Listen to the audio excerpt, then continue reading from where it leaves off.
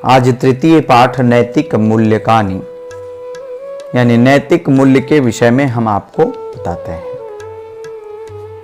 किसी भी पाठ की प्रकृति को समझे बगैर उस पाठ के विषय में या उस पुस्तक के विषय में समझा नहीं जाता। उस पाठ की भी मैंने प्रकृति आपको बताई थी। आज इस पाठ की भी प्रकृति हम पहले आपको बताएंगे, उसके बाद फिर पाठ के विषय में चर्चा करेंगे। कहते हैं नैतिक मूल्य का अर्थ होता है मार्ग व्यवहार में व्यक्ति समाज जीवन सरलता और सफलता के साथ व्यतीत, उसे नीति कहते हैं और नीति के मूल्य ही नैतिक मूल्य कहलाते हैं। प्राचीन काल से हमारे साहित्यकार नीति संबंधी साहित्य की रचना कर रहे हैं और संस्कृत साहित्य के चाणक्य नीति, पंचतंत्र नीति, नीति शतक आदि ऐसे ग्रंथ हैं जिनमें नैतिक मूल्यों का अत्यंत सुंदर ढंग से विस्तार किया गया है। प्लेटो, अरस्तु, पेटर आदि विदेशी विचारकों ने अपने साहित्य में नैतिक मूल्यों का महत्व दिया। कहते हैं कि त्याग, तप, विनय, त्याग, तप और विनय। कहते हैं त्याग, तप, विनय, सत्य, न्याय, प्रियता मानवीय गुणों की नैतिक मूल्य कहलाते हैं और इसके पालन से मनुष्य की सामाजिक प्रतिष्ठा बढ़ती है। इससे समाज में अनुशासन की स्थापना होती है। कहते समाज में चलते कुछ रीति रिवाजों के कारण और उनकी रूढ़ी का रूप ये नैतिक मूल्य ही स्थापित करता है। इसीलिए लोग हमें इस नैतिक मूल्य के विषय में बार बार चर्चा करने की बात को कहते हैं। कहते हैं धर्म मनुष्य के लौकिक तथा परलौकिक कल्याण की व्यवस्था करता है, जबकि नैतिक मूल्य उसके इसी जीवन और आदर्श के विषय में बताता है। और नीति के सभी गुण धर्म के अंग होते हैं, अतः नैतिक मूल्यों को अपनाए बिना कोई मनुष्य धर्म का पालन नहीं कर सकता। इस प्रकार मनुष्य के कल्याण तथा लौकिक दृष्टि से नैतिक मूल्य आवश्यक है। चलिए अब हम आगे पाठ पर चलते हैं। पाठ के आधार पर अगर आप देखेंगे तो नयनम नीति नीरोत्मनि मूल्यानि नैतिक मूल्यानि यथा संसरणया कार्या कारणेन मनुष्यस्य जीवन सुचारु सफलम भवन्ति सा नीति कथ्यते। इयं नीति केवलस्य जनस्य समाजस्य कृते एव न भवति, अपितु जनानां नृपाणां समेषां च व्यवहारं भवति। नीत्या चलनेन व्यवहारणेन प्रजानां शासकानां समस्तस्य लोकस्यापि कल्याणं भवति। कहते हैं ले जाने की नीति कहते हैं। नीति के इन मूल्यों को नैतिक मूल्य कहा जाता है। जिस पद्धति के द्वारा कार्य करने पर मनुष्य सुचारू एवं सफल रूप से व्यवस्थित हो जाता है, उसी को हम नैतिक मूल्य कहते हैं। नीति से चलने एवं व्यवहार करने से प्रजाओं का, शासकों का, समस्त लोगों में कल्याण होता है। दूसरे पैराग्राफ पे चलेंगे तो लिखा है कि पुरातन कालादेव भारते कवयः नीतिकारः मनोरमया सरसया गिरि नीति वाक्यानि कथाभि श्लोकस्य विरचयनम इत्यथ नीति शास्त्राणि व्यवहार विदे कांता सम्मित योपदेश युजै बभूवुः फलंदिता संपन्नम साधारणा अपि जनाः व्यवहाराय नीतिक वाक्यानि, और आगे कहते हैं नीति श्लोकस्य गल विलाधः कुर्वन्ति स्म यथा च चाणक्यानि विदुर्नीति विदुर्पाख्यानम पंचतंत्रम सुकनीति घटपर्स्कृतम नीतिसार सुंदर पांडेन कृता नीति द्वस घटिका भलाट शतकम भर्तहरि कृतम नीति शतकम वल्लाल शतकम दृष्टांत शतकम इत्यादि बहुनि नीति पुस्तकानि संस्कृत उपलभन्ते। कहते प्राचीन काल में ही भारत के कवि और नीतिकारों ने मनोरमा और सरसवाणी से नीति वाक्यों की कथाओं और श्लोकों के विषय में सही तरीके से बताया। इस प्रकार नीति शास्त्र व्यवहार ज्ञान के लिए और कांता समिति उपदेश के लिए हो गए। फलस्वरूप साधारण लोग भी नीति के लिए नीति वाक्यों का, नीति श्लोकों का कंठस्थ करते हैं।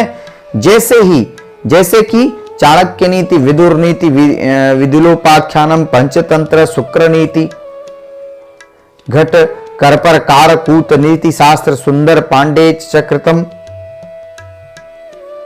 ये सारी नीतियां संस्कृत में ही पाई जाती हैं। कहते हैं कि विचार्यमाणे साहित्य आदि कालादेव सर्वेष्यपि राष्ट्रेषु अयं विश्वासः प्रचलितः आसीत् यत् काव्ये शास्त्रे प्रयोजने सतस्य एव मुखम प्रयोजनस्य नैतिक परितोषः प्लेटो अरस्तु पेटर होरेशादि सर्वे विचार के काव्यस्य मुख्यम प्रयोजनम नीति विकास एव स्वीकृति। कहते हैं कि विचार करने पर साहित्य में आदिकाल से सभी राष्ट्रों में विकास प्रचलित होता है और काव्य के अन्य प्रयोजनों के होते हुए भी एक मुख्य प्रयोजन नैतिक संतोष भी होता है। प्लेटो, अरस्तु, पेटर, होरेश आदि सभी विचारकों ने काव्य का मुख्य प्रयोजन नैतिक विकास के रूप में स्वीकार किया। अगले पैराग्राफ पे चलते हैं। कहते हैं कि नैतिक मूल्य व्यक्ति सामाजिक प्रविष्ठा विवर्धते मानव कल्याण नैतिक आवश्यकी नैतिकतेव व्याक्ते समाजस्य राष्ट्रस्य विश्वस्य कल्याणं कुरुते। नैतिकावचरणेन मनुष्येव त्याग तपः विनयः सत्यम न्याय प्रियता एवं मन्यते मानवीया गुणा उपवसन्ति। कहते मनुष्यो च प्राणानां भिन्न जायते तदाचरणेन व्यक्ते समाजस्य च जीवनम अनुशासितम। फिर कहते निष्कृतम च भवति व्याक्ते समाजस्य वर्गस्य देशस्य च समुन्यायवासरो लभन्ते।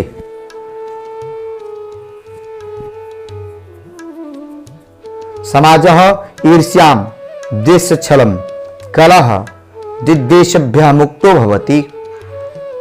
अस्माकं सामाजिका अंतरराष्ट्रीय संबंधा नैतिक चरणेन दृष्ट्वा भवन्ति। अतः नैतिक शब्दा सच्चरित्रवाचकः सुखमायामान वनजीवस्याधारः अस्ति। नैतिक मूल्यों से व्यक्ति की सामाजिक प्रतिष्ठा बढ़ती है। मानव कल्याण के लिए नैतिक आवश्यकता है। नैतिकता ही व्यक्ति, समाज और राष्ट्र विश्व का कल्याण करती है। नैतिक आचरण से मनुष्य में त्याग, तप, विनय, सत्य, न्याय, प्रियता और इसी प्रकार अन्य मानवीय गुण उत्पन्न भी होते हैं। नैतिकता ही मनुष्य को अन्य प्राणियों से भिन्न करती है और उसके आचरण से व्यक्ति समाज और जीवन अनुशासित एवं निष्कंटक होता है। व्यक्ति, समाज, वर्ग और देश की उन्नति का अवसर प्राप्त होता है। समाज ईर्ष्या द्वेष छल कलह, समाज ईर्ष्या द्वेष छल कलह जो भी है आदि दोषों से नैतिक मूल्य का अध्ययन करने से व्यक्ति मुक्त हो जाता है और हमारे सामाजिक और अंतर्राष्ट्रीय संबंध नैतिक पूर्ण आचरण पर ही मजबूत होते हैं। अतः नैतिकता शब्द सच्चरित्र का वाचक है और मानव के सुखमय जीवन का सबसे बड़ा आधार है। अगले पैराग्राफ पे चलते हैं। अगले पैराग्राफ पे है लिखा है कदाचित एवमपि दृश्यन्ते यत्र समाजे प्रचलिता रूढ़ि शमेषां कृते हितकरी न भवति अतः प्रबुद्धा विध्वंसा तस्या रूढ़े विरोधमपि कुर्वन्ति परं तै आचरणस्य व्यवहारेण नवीनः आदर्शः स्थाप्यते यह कालांतरे समाजस्य कृते एवं सदाचारेण परिवर्तनम दृश्यते परम वस्तुतः यानि नैतिक मूल्यानि सन्ति तेषु परिवर्तनम न भवति यथा संतानो धर्मः न परिवर्तते तथा नैतिक मूल्यानापि स्थिराणि एव एवं धर्मो नीतो स दृढ़ज्ञान संबंधो दृश्यते परम द्वयो वेदभ्यो वर्तते धर्म शब्दः व्यापकः अस्ति नीतिस्तु व्याप्या धर्मे एव विलीयते। कहते कभी कभी ऐसा भी हो जाता है कि समाज में प्रचलित रूढ़ी सबके लिए हितकरनी होती, अतः बुद्धिमान और विद्वान लोग उस रूढ़ी का विरोध भी करते हैं, परंतु वे लोग आचरण से व्यवहार से नया आदर्श स्थापित करते हैं। आचरण से व्यवहार से नया आचरण स्थापित करते हैं जो कुछ समय बाद समाज के लिए लाभदायक हो जाता है। इसी प्रकार सदाचार में भी परिवर्तन दिखाई देता है, किंतु जो वास्तव में नैतिक मूल्य होते हैं उसमें परिवर्तन नहीं होता। जैसे कि सनातन धर्म नहीं बदलता, उसी प्रकार नैतिक मूल्य भी स्थिर है। इस प्रकार धर्म और नीति में मजबूत संबंध दिखाई देता है, किंतु दोनों में भेद भी है। धर्म शब्द व्यापक है और नीति शब्द व्याप्य है और धर्म में ही अंतर्भूत हो जाती है।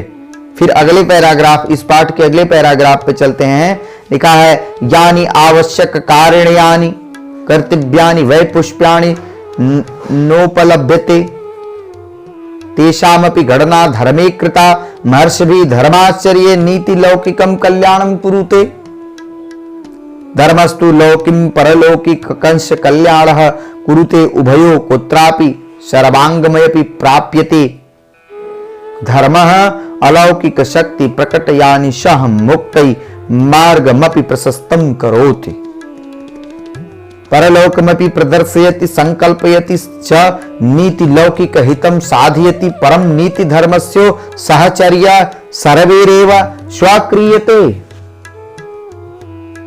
कहते आकर्णयानि यानी आवश्यक कर्म, गणना यानी गिनती, और परलौकिक स्वर्ग लोक का, संयम यानी अलौकिक यानी इस लोक में भिन्न, और संक्षरम यानी मिलावट। कहते हैं जो आवश्यक कर्म होते हैं जिनके करने से मनुष्य से कोई पुण्य नहीं मिलता, धर्माचार्यों और महर्षियों में उनकी गणना धर्म में ही है। नीति लौकिक कल्याण करती है और धर्म लौकिक और परलौकिक दोनों प्रकार का कल्याण होता है। धर्म और नीति में कहीं कहीं मिलावट भी पाई जाती है। धर्म अलौकिक शक्ति प्रकट करता है, वह मुक्ति के मार्ग को भी प्रशस्त करता है, वह परलोक को दिखाता है और उसकी कल्पना कराता है। नीति लौकिक हित का साधन करती है, परंतु नीति और धर्म की सहचारिता सभी लोग स्वीकार करते हैं। अगले पैराग्राफ पे चलते हैं। कहते हैं कि दार्शनिके धर्मश्चर्या पौराणिकस्य धर्मः परिभाषितः यथा यतो अभ्युदानी श्रेय समृद्धि स धर्मः यतः यस्मात् कर्मणः यह लोके कल्याणम जायते परत्र परलोके च शोभनम स्थानम जन्य लभन्ते नरकापोतः न भवेतु येन सह धर्मः एवं महाभारते प्रियते धर्म धर्मद्वम यत धारयते प्रजा धर्म शास्त्र कारेण मनुना। कहते हैं दार्शनिकों, धर्माचार्यों और पौराणिकों में धर्म की परिभाषा जिससे अभ्युदय